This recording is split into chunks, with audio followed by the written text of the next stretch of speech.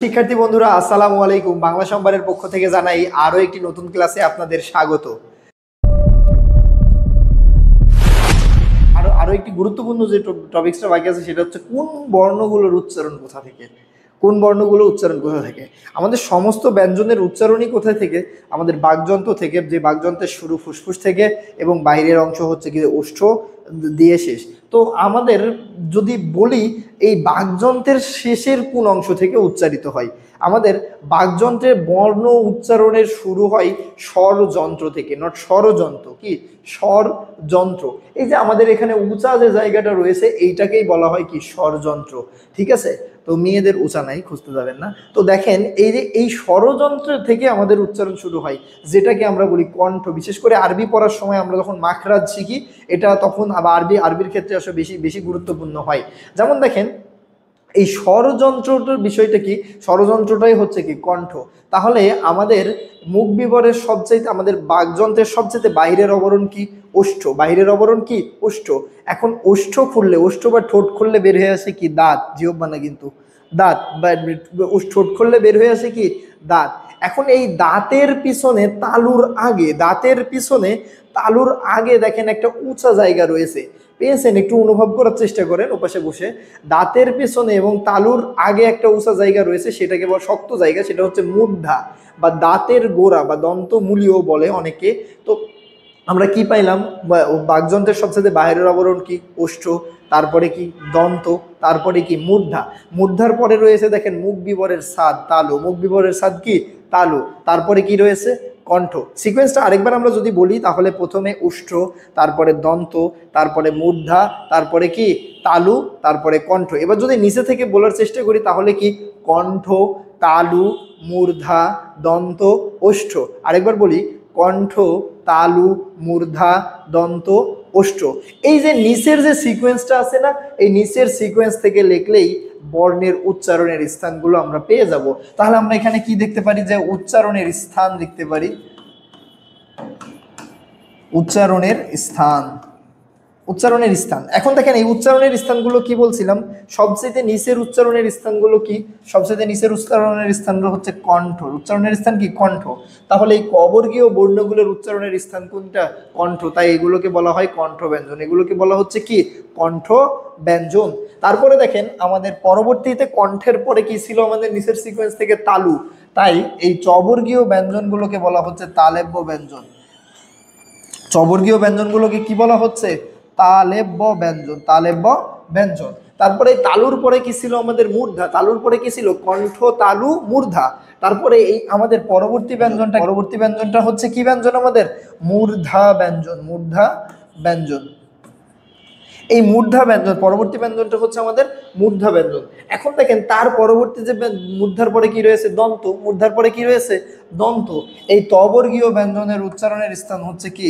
তবর্গীয় ব্যঞ্জনের উচ্চারণের স্থান হচ্ছে দাঁত থেকে, তাই এটাকে বলা হচ্ছে দন্ত ব্যঞ্জন। এখন দেখেন পরবর্তী দন্তের পরে কি থাকে? ওষ্ঠ। দন্তের পরে কি থাকে? ওষ্ঠ। এই ঠোঁট থাকে, ঠোঁট। তাই পবর্গীয় ব্যঞ্জন ধ্বনির উচ্চারণ কোথা থেকে? ওষ্ঠ থেকে, তাই এগুলোকে বলা হচ্ছে কি? ওষ্ঠ ব্যঞ্জন। এখন দেখেন এখানে তাহলে আমরা নিচ থেকে যে সিকোয়েন্সটা করছিলাম এই সিকোয়েন্সে উচ্চারণের স্থানটাই হয়ে যায়। যেমন কবর্গীয় বর্ণের উচ্চারণ কণ্ঠ থেকে, চবর্গীয় বর্ণের উচ্চারণ তালু থেকে, টবর্গীয় বর্ণের উচ্চারণ মূর্ধা থেকে, তবর্গীয় বর্ণের উচ্চারণ দন্ত থেকে, আর পবর্গীয় বর্ণের উচ্চারণ ওষ্ঠ থেকে। এই কবরীয় বর্ণগুলো উচ্চারণ করেন ক, খ, গ, ঘ, উ। এগুলো কোথায় থেকে হচ্ছে? কণ্ঠ থেকে। অ্যাকচুয়ালি বাংলা বর্ণগুলো মানে এই মাখরাজ বা আপনি আরবি দিক থেকে চিন্তা করতে গেলে কি একদম কণ্ঠ থেকে উচ্চারণ হয় না, একদম ডিরেক্টলি কণ্ঠ থেকে উচ্চারণ হয় না। যেমন এই কণ্ঠ থেকে উচ্চারণ করলে এটা আরবি হরফগুলো উচ্চারণ হয়। যেমন আমরা যদি কণ্ঠ থেকে উচ্চারণ করি কি ক, খ, এমনভাবে উচ্চারণ হবে। কাঁচা কাঁচা আমানো, এমন উচ্চারণ করতে হবে না যে কাঁচা কলা দাও। তো এই যে এই উচ্চারণগুলো কণ্ঠ থেকে এমনভাবে হবে। তবে আমাদের ব্যাকরণ বিভাগ ধ্বনিবিজ্ঞানীরা বলে যে কবর্গীয় উচ্চারণের স্থান কোথায় থেকে? কণ্ঠ থেকে এর উচ্চারণ হয়। তেমনিভাবে তবর্গীয় উচ্চারণের স্থান তালেব্য থেকে, আর টবর্গীয় উচ্চারণের স্থান মূর্ধা থেকে, আর তবর্গীয় দন্ত উচ্চারণগুলোর স্থান কি দন্ত থেকে, দাঁতগুলো ত, থ, দ, ধ এইগুলো হচ্ছে কি যে দন্ত থেকে জিহ্বার আগা দাঁতকে স্পর্শ করে। টবর্গীয় উচ্চারণটা মূর্ধা, ট, ঠ, ড, ঢ, এই যে এগুলো হচ্ছে কি মূর্ধা থেকে। তারপরে দেখেন পবর্গীয়, নিজের দুই ঠোঁট, অন্যের না কিন্তু, নিজের দুই ঠোঁট স্পর্শ করে এই ব্যঞ্জনগুলো উচ্চারণ করা হয়। নিজের দুই ঠোঁট স্পর্শ ছাড়া এই ব্যঞ্জনগুলো উচ্চারণ করা যাবে না। প, ফ, ব, ভ, ম, এই নিজের দুই ঠোঁট ছাড়া, স্পর্শ ছাড়া এই ব্যঞ্জনগুলোর উচ্চারণ করা যাবে না। তো এখন দেখবো আমাদের যে এই অবর্গীয় ব্যঞ্জনগুলো আছে না, এই অবর্গীয় ব্যঞ্জনগুলো উচ্চারণ কোথায় থেকে হয়। তার মানে আমাদের এই অবর্গীয় ব্যঞ্জনগুলোর উচ্চারণটা, এদের কি উচ্চারণের স্থান নাই? অবশ্যই এদের উচ্চারণের স্থান আছে। এই ব্যঞ্জনগুলো কোনটা কোথায় থেকে উচ্চারণ হয় সেটা আমরা দেখব। এখন আমাদের এখানে দেখেন প্রথমে রয়েছে কি, প্রথমে রয়েছে আমরা দেখব এখানে এই ঘরে দেখব অবর্গীয় ব্যঞ্জন, অবর্গীয় বর্গীয় ব্যঞ্জন। অবর্গীয় ব্যঞ্জনগুলো কোথায় কোনটা কোথায় থেকে উচ্চারণ হয় একটু দেখব। প্রথমটা আমাদের প্রথমে যে ব্যঞ্জনটা রয়েছে সেটা একটু আমরা এখানে লক্ষ্য করি। প্রথমে রয়েছে আমাদের জ, প্রথমে রয়েছে কি জ। আমাদের এখানে কোথাও জয়ের উচ্চারণ আছে কি নাই? অবভিয়াসলি আছে, এই যে জ এখান থেকে উচ্চারিত হয়। তাই এই অন্তস্তীয় যে জটা রয়েছে, এই অন্তস্তীয় জয়ের উচ্চারণের স্থানও কোথায় হবে? অন্তস্তীয় জয়ের উচ্চারণের স্থান এই তালেব্য থেকে।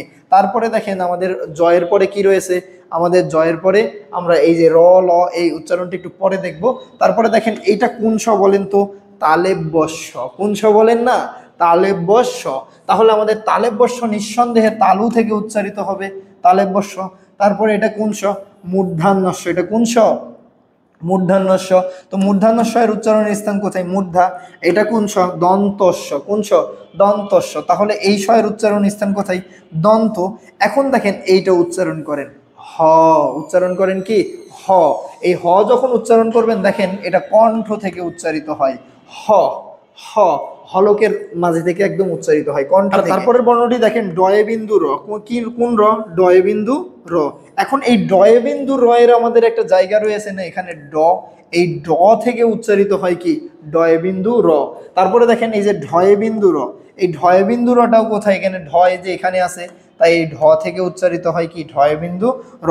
তারপরে দেখেন এখানে কি আছে? অন্তস্তীয়, অন্তস্তীয়। এই বর্ণের অ্যাকচুয়ালি উচ্চারণ নাই, এই বর্ণটা কি হয় না?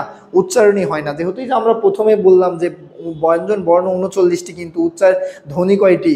ধ্বনি হচ্ছে 30টি। তাই এই অন্তুস্থ এর উচ্চারণটা হয় না। তো পরবর্তীতে আমরা যেটা দেখতে পারি খণ্ডক্ত। অনেক ব্যাকরণবিদ মজা করে এটাকে বলা হয় যে অর্ধেক্ত। এটাকে কি বলে? অর্ধেক্ত। তো এই ত বর্ণের উচ্চারণের স্থান কোথায়? দন্ত। তাই এই খণ্ডক্ত এর উচ্চারণের স্থান কোথায় হবে? দন্ত। এই যে অনুস্বর, পরের বর্ণটা কি রয়েছে? অনুস্বর, যার নিজের কোনো উচ্চারণ নেই। অনুস্বরের কি নাই? উচ্চারণ নেই।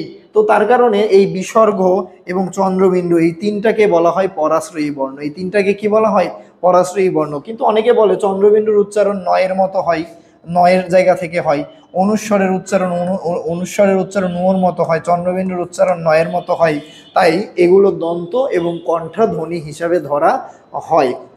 এখন আমাদের এখানে দেখেন এই যে আমাদের ল, এই ল ব্যঞ্জনের উচ্চারণ, ল যখন উচ্চারণ করি এটা দাঁতের গোড়ার দিকে আঘাত করে, তার কারণে এই লকে অনেকে বলে দন্ত ব্যঞ্জন। আমাদের ক্লাসগুলো যদি ভালো লাগে বন্ধুদের মাঝে শেয়ার করবেন এবং আমাদের ইউটিউব চ্যানেল সাবস্ক্রাইব করে পাশে থাকা বেল আইকনটি বাজিয়ে রাখবেন নতুন ক্লাসগুলো পেতে। এছাড়াও আমাদের বাংলা সম্ভার ফেসবুক পেজ রয়েছে, যে পেজটা ফলো দিয়ে লাইক দিয়ে আমাদের পাশে থাকবেন। ধন্যবাদ সবাইকে। আসসালামু আলাইকুম।